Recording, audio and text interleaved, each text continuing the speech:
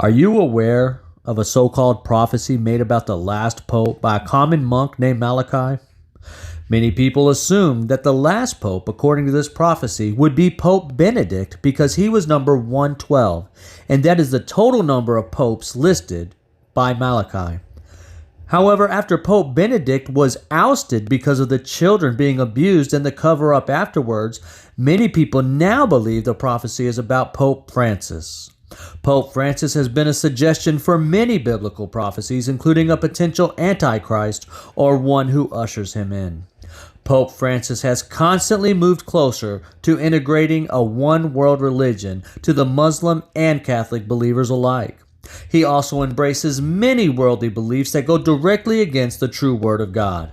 The book of Revelation describes a religious system that is responsible for martyring the saints, something that the earliest traces of Catholics up until recently were responsible for.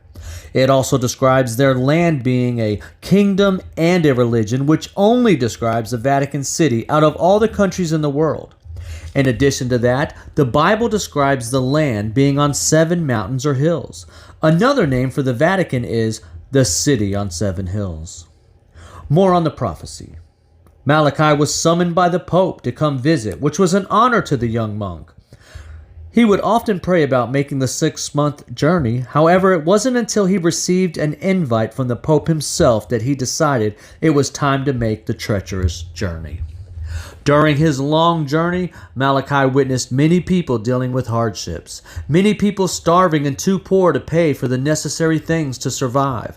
Upon arrival to the Vatican City, he saw the vast riches the Pope had accumulated. This angered the young monk and realized the hypocrisy of this evil Vatican system. After all this, he claimed to begin to see visions and wrote his visions down. He described every pope from his generation up until this generation. He described the last pope as being the pope that would witness the end times. This last pope is with us here on earth now.